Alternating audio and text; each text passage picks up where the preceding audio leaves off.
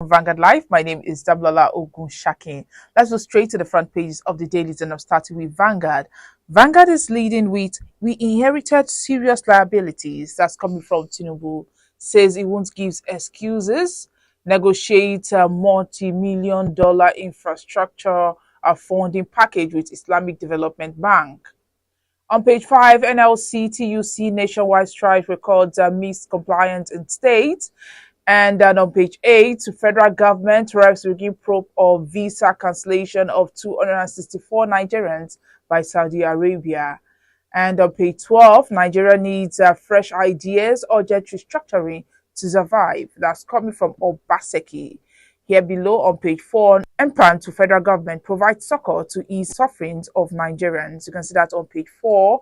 And Afeba Balola is saying, despite the country's reliance on agriculture for subsistence, we relegate agricultural education and sensitization to the background. On sports, full house as 22 players arrive, Super Eagles camp. Stories above on page 19.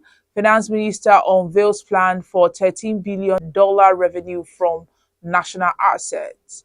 WCC, Christian Association to Federal Government, address economic injustice, religious persecution. Ohando secures $800 million Afrexim Bank commitment for asset acquisition.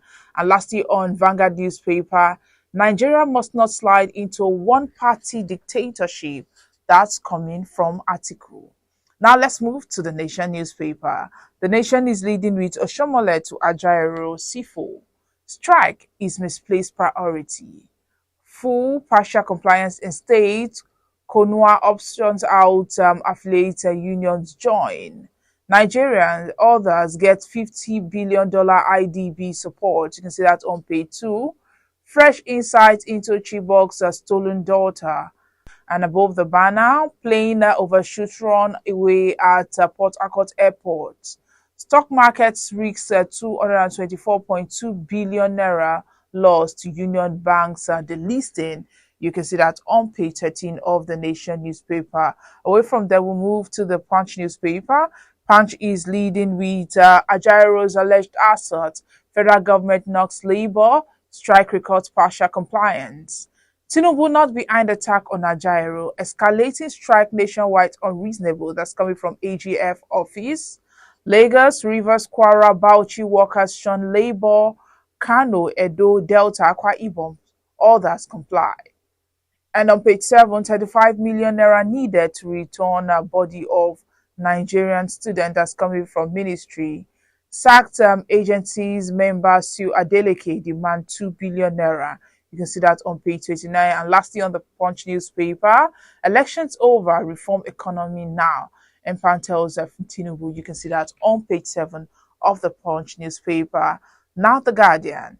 Here we have AMCON-Banks bailout. 1 year after takeover of Disco's, darkness liquidity crisis persists. Again, SEC moves to reduce 190 billion naira unclaimed dividends. You can see that on page 15. And on page 6, compliance defiance as NLC TUC indefinite strike kicks off. Article 6 coalition of opposition parties cautions against slide to one-party dictatorship. Lastly, on the Guardian newspaper, fortifying custodial centers to keep inmates safe. Deter would-be attackers. You can see that on page 4 of the Guardian newspaper. And that's all on the front pages of the dailies. Join us after the break for the analysis.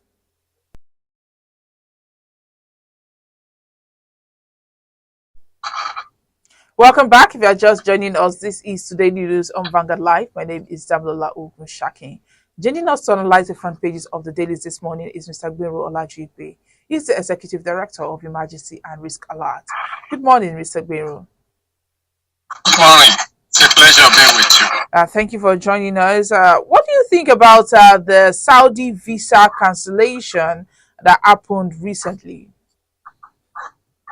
Well, I think there is nothing strange about the cancellation of visa. If you are going for a program, I think it behoves on you to go to that place with a return ticket. No country wants want you to come to their country and become liability. So I don't see why they should have been allowed into Saudi Arabia. So it's not the fault of Saudi Arabia. I think it's the fault of Nigeria, and particularly those who went from Nigeria, not necessarily the fault of Nigeria government. People should be sufficiently informed that when you are going to a country where it's not your habitual residence and you have no intention of staying there criminally, that is in violation of the consular law of that country, you have to go there with return ticket, except you are just passing through this that country. That is, you are linking, you are moving to other country from that place. You don't need return ticket from there. So as long as you are going there temporarily, the onus is on you that even if you want to, that you have to get your this thing ready, your return ticket ready. I think it's the other countries now are trying to play safe. I think that is my informed opinion on that.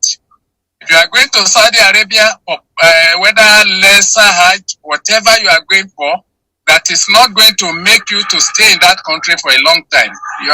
You should go with your return ticket. And I'm sure maybe the airline communicated that to the travelers involved or Nigerians involved, but they didn't take it serious. But there are no explanation from the Saudi authorities yet. You said? We are yet to receive the explanations from the Saudi authorities. Maybe if we didn't ask, do they even actually own us explanation? Except if there is uproar and that these people take the visa, assuming that they rejected the visa or canceled the visa on what, for what reason? The reason that I have been told or I have read about is that they went to Saudi Arabia with one-way ticket. One-way ticket will raise red flag anywhere you go to in Nigeria, outside Nigeria today, particularly if you're a Nigerian with this syndrome of Japa. So it's bound to raise red flag. So those people want to know that you are not coming to their country to constitute burden to their country, particularly economic burden. You are not coming to their country to come and claim refugee status when you are not one. You are not coming into their country to get there and begin to look for where to stay, because countries are run on plans. There are planning. They plan for those who are coming to their country to stay. They plan for those who are there temporarily and everything. So it's because we don't plan here, we feel that when we are going to a place, we can just go and stay there. So it's it's a violation of diplomatic law. If you are going to to obtain the appropriate visa. If you are going as a visitor, go as a visitor. As a student, go as a student. If you are going on work permit, with work permit, go with work permit to work there. And that has been our problem. We always feel that we are smart. We want to change every system we enter. And look, it's not a matter of whether they love Nigeria or they don't love Nigeria. No nation loves Nigeria more than themselves. So self-preservation, self-protection, self-defense is natural, even to individual, not to talk of a nation that has responsibility to defend our territory and protect our people. And one of the way of doing that is border control. One of the way of controlling border is to ensure entry and exit at appropriate time. So I'm sure that those people have been communicated possibly before they left Nigeria, and they, our normal way, ignore such warning or such communication. I think we should be serious people so that we can be respected across the world. I'm not going to blame Saudi for that, even though the president was there. Look, one thing with Nigeria, because I've asked some people that it happened when the president is there. It's not the fault of the president. The president is not going to give you visa. There are guidelines and laws guiding their visas. There are rules, let me put it that way. And when you are going to a country, the onus is on you, the traveler, to be sufficiently informed about that country. They have shown utmost good faith by granting you visa. But they equally reserve the right to cancel your visa if it will endanger their security, if it is going to create burden for their economy, and if it's not even in their political interest at any time. Right. That is why when you are not a citizen of a country, you are not a citizen. And that's what we have been telling Nigerians, that wherever you go, you remain second-class citizens there. Let us make things to work in our country and everything. You just find out most of people who say they are going out to go and pray, they don't pray. Some are even carrying drugs to Holy Land. Some are even doing other things. They have other mission. So it's left for the country. They are not the delegation of the federal government or any state or any institution in Nigeria.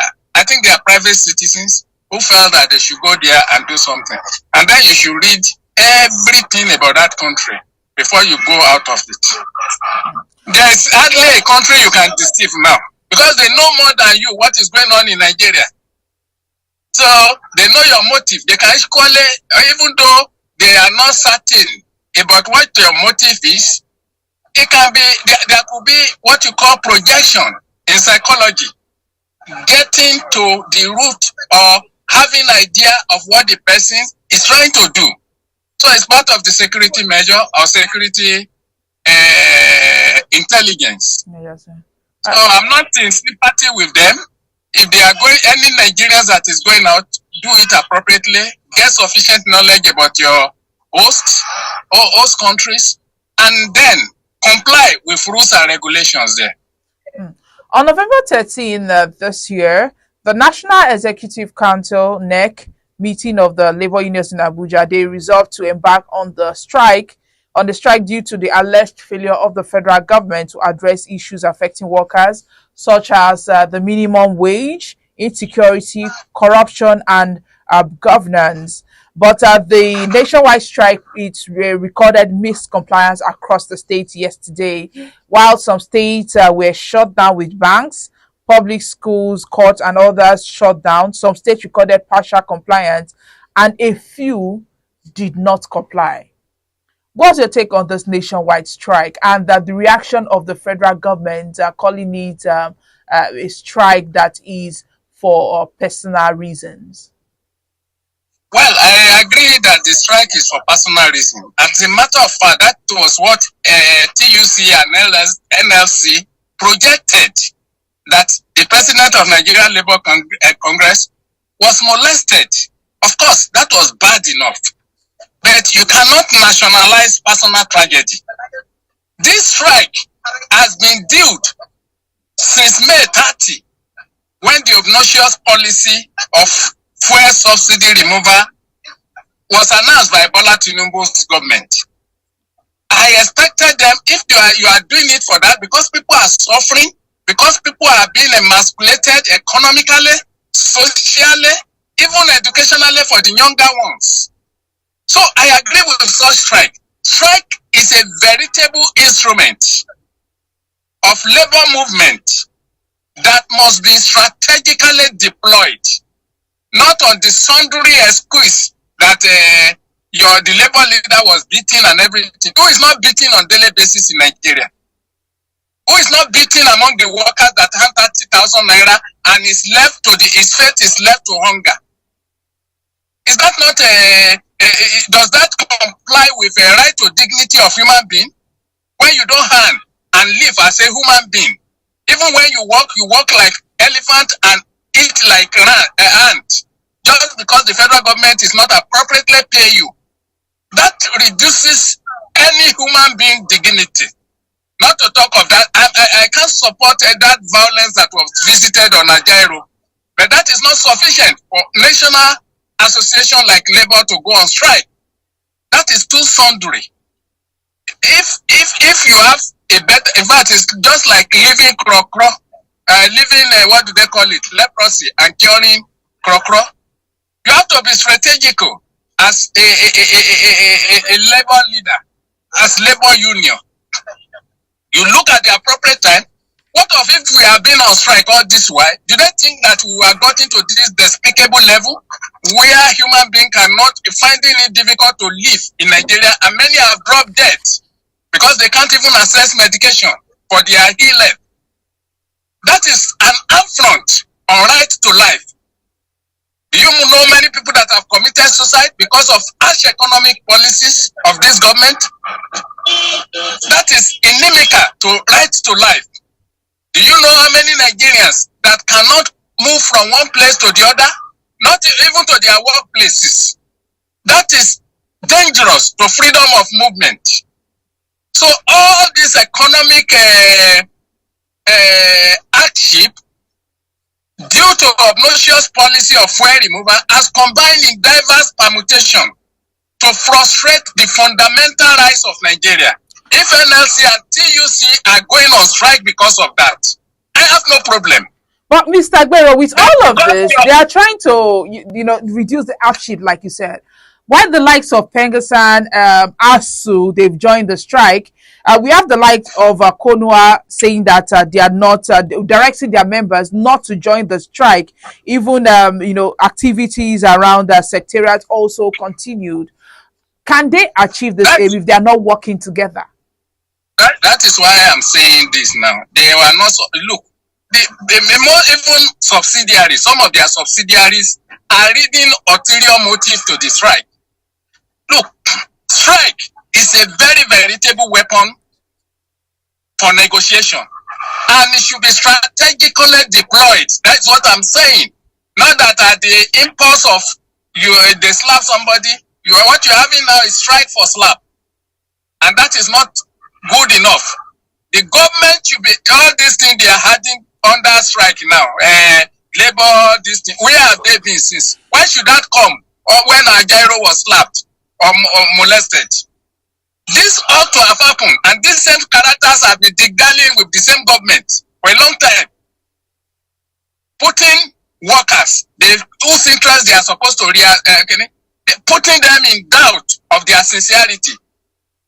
They will say that they are going on strike, announce it, and before you know, within 12 hours after meeting with the government, they call it off without achieving anything,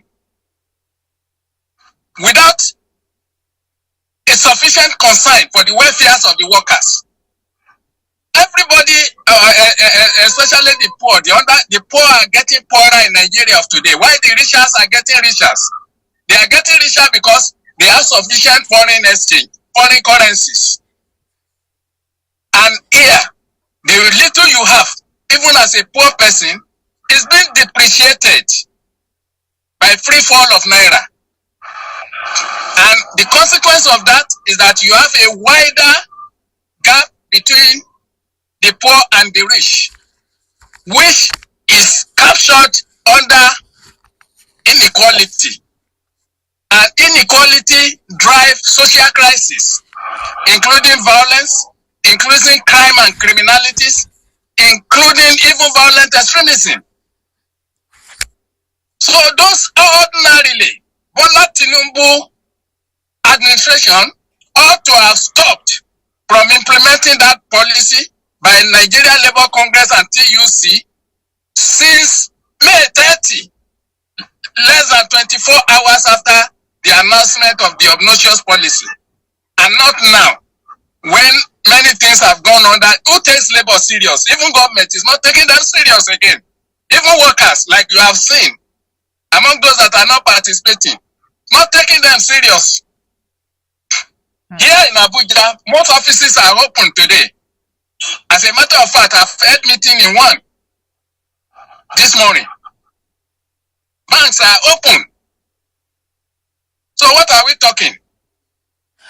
Okay, and this because there is no look. Unionism is the spirit of unionism.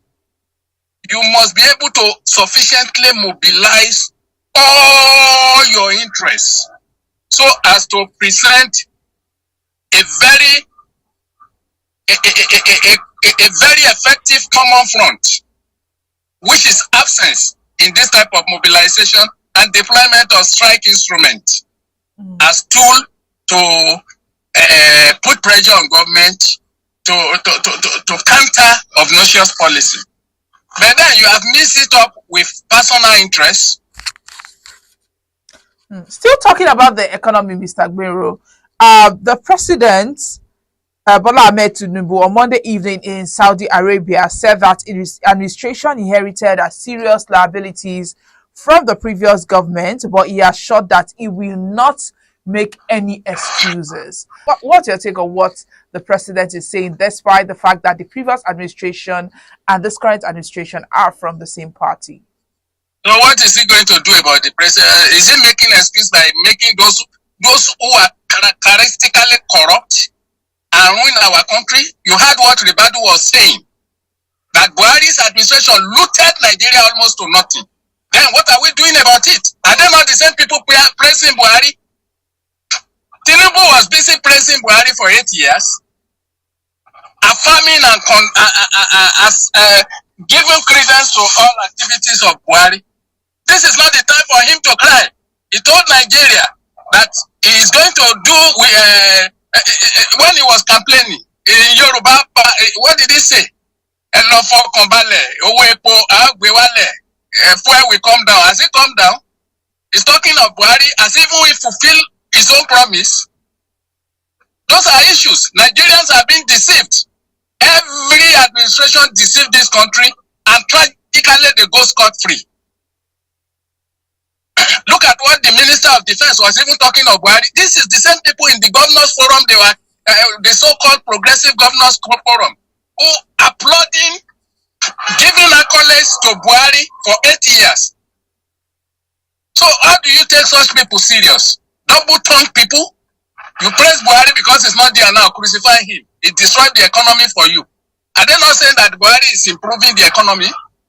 Even when we are saying that Buhari will run Nigeria aground by borrowing, by directional lessness, and by his cluelessness, which really happened today. So this character that we are praising the same Buhari and turn around now to be blaming him. He didn't leave money there. Even the one that is left, what has happened to those ones? Do they even have intention of leaving money there when they leave themselves? So I think they are just running Nigeria like a criminal enterprise. Anyone come, loot, steal, and go, and nothing happen. And because you don't want to make excuses, it's not excuses to prosecute people that have run Nigeria amok, a grant. And that is why I challenge them. You say that the punishment they are giving to Nigeria now, they said that few people are enriching themselves through importation of fuel. Don't they know them? If they don't know that these people are less than 100 organizations, institutions, or companies, what has happened to them? None of them has been prosecuted. And we come here ranting, borrowing money from Islamic bank, borrowing money the same way they deceive us that China, we can borrow any money from China, the interest is not much and everything. Are we not in deep shit with the borrowing today? That has affected the intrinsic value of our naira, destroyed the naira, continued importation of fuel, and exacerbated the destruction of naira as our national currency, as our currency. Is it not the same people? So we have a lot of challenges, and the better they stand up to these challenges that they are part of Buhari rot, the better for everyone. The better for everyone that they were part of that Buhari government. Substantial part, critical part. Most of them were governors that did nothing, absolute nothing in their own state, other than causing crisis, infuriating or triggering violence in their state. Because they could not deliver good governance. And then we put TINUBU today, they are complaining about Buhari. Is Buhari not their senior brother? What is the difference between Buhari and TINUBU? TINUBU was the party leader. He was in Buhari administration as a party man. So they should stop all this. But tragically now, it has dated them Maybe they were blaming 16 years of PDP before. So they don't want to talk about 8 years now. And they are the one lamenting every day. Mr. Ajaero, let's end this on a lighter note with Mr. and Mrs. this morning. And the first person speaking is Mr. Mr. says the woman is so beautiful that the father of the groom gave him a love charm for his wife. Unknown to everybody, the bride's mother had the same plan. The couple just celebrated their 15th anniversary. And Mrs. replied, so what do you call that?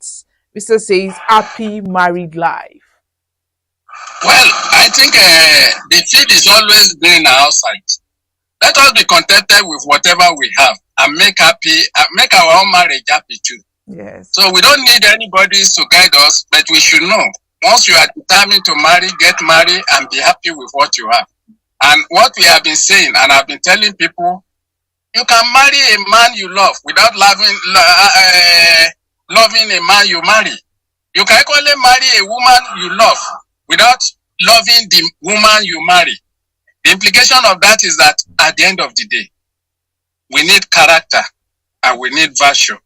So we must live by virtue and be committed to good virtue that keep marriage together without making comparison with others. Let us live our lives and be contented with what you have. When you are contented, life is good. But when you are not, no matter what you have, life is crisis. So Mr. and Mrs. should know that. Thank you, Mr. Ajaero, for joining us this morning. It's a pleasure being with you. And he's the Executive Director of Emergency and Risk Alert. He just reviewed and analyzed some of the stories on the front pages with us this morning. Now, to get more of our top stories, you can follow us on all our social media platforms showing on your screen. On Facebook, Instagram, Twitter, TikTok. Our WhatsApp number is also displayed on your screen. My name is Damola Ogunshakin. Have a lovely Wednesday.